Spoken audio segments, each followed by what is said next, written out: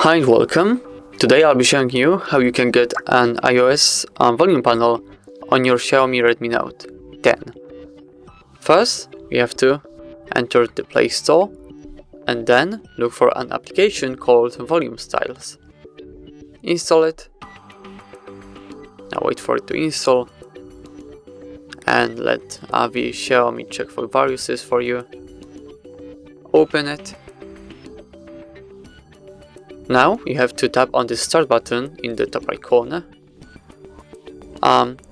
Give the needed permissions, download the apps, volume styles, use volume styles, then allow, and yes, I agree. Okay, now just under the Android, right there, there's the iOS theme. Simply tap on it, and if you try to change the volume level, as you can see, we get this iOS volume panel. Now let's show you some more themes, of course. For example, let's go with Windows 10 volume panel, why not? And as you can see, it changes. Let's now try, the knob.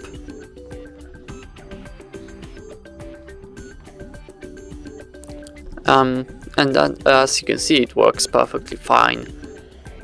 That's everything for today. That's how you can get an iOS volume panel on your Xiaomi Redmi Note 10.